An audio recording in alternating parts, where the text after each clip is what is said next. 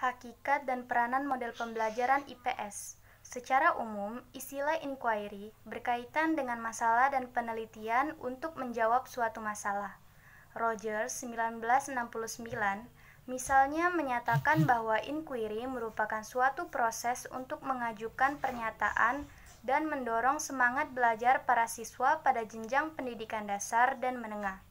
Model pembelajaran IPS antara lain model pembelajaran inquiry, pendekatan problem solving, model belajar individual atau individualist instruction, model pembelajaran pengambilan keputusan pembelajaran IPS terpadu. Persamaan dari ketiga model inquiry, problem solving, dan individualist instruction secara singkat, persamaan dari ketiga model pembelajaran tersebut adalah semuanya mensyaratkan adanya ketertiban siswa dan proses belajar mengajar melalui proses penelitian, yakni meneliti hubungan antara sejumlah data atau informasi untuk tercapainya suatu solusi.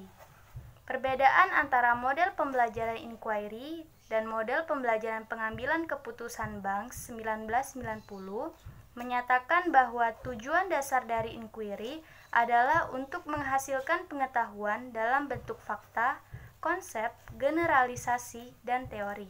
B. Model-model pembelajaran IPS. Ada dua fokus model desain pembelajaran untuk keterampilan berpikir, ialah keterampilan berpikir kritis atau critical thinking skill dan keterampilan berpikir kreatif atau creative thinking skill. Pada hakikatnya, model desain pembelajaran merupakan alternatif model yang dapat dipilih oleh guru untuk diterapkan dalam proses pembelajaran mengajar IPS.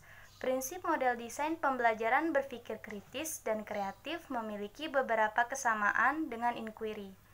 Ialah sama-sama untuk membantu anak berlatih berpikir dan memecahkan berbagai masalah kehidupan pribadi siswa maupun kemasyarakatan.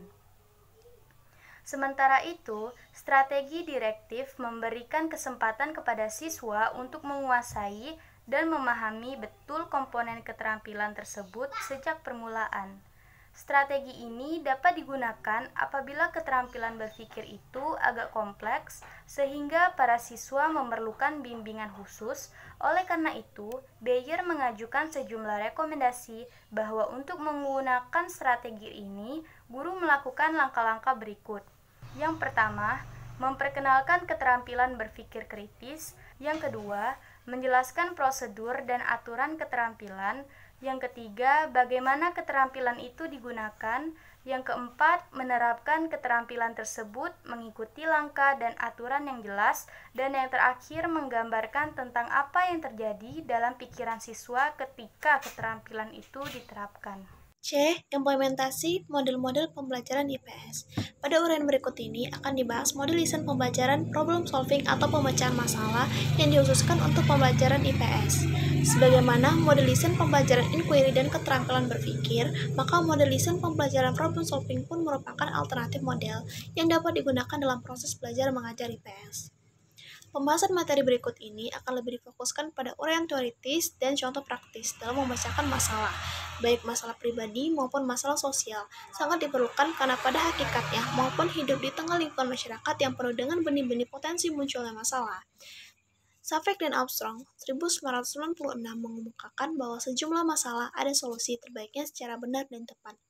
Ada 4 tahap proses pemecahan masalah menurut Safek dan Armstrong sebagai berikut. Yang pertama, mengenal adanya masalah. Yang kedua, mempertimbangkan pendekatan untuk pemecahannya. Yang ketiga, memilih dan menerapkan pendekatan-pendekatan tersebut. Dan yang keempat, mencapai solusi yang dapat dipertanggungjawabkan. D. Model desain pembelajaran pengambilan keputusan. Pembelajaran pengambilan keputusan yang dikhususkan untuk pembelajaran IPS. Untuk menguasai materi pembahasan tentang model pembelajaran pengambilan keputusan, maka penguasaan terhadap model desain pembelajaran inquiry, keterampilan berpikir, dan problem solving akan sangat membantu. Safek dan Armstrong 1996 mengemukakan langkah-langkah untuk mengajar sebagai berikut. Yang pertama, mengidentifikasi persoalan-persoalan dasar atau persoalan masalah. Yang kedua, mengemukakan jawaban-jawaban alternatif. Yang ketiga, menggambarkan bukti yang mendukung setiap alternatif. Yang keempat, mengidentifikasi nilai-nilai yang dinyatakan dalam setiap alternatif. Dan yang kelima, menggambarkan kemungkinan akibat setiap pilihan alternatif. Yang keenam, membuat pilihan dari berbagai alternatif. Dan yang ketujuh, menggambarkan bukti dan nilai yang dipertimbangkan dalam membuat pilihan.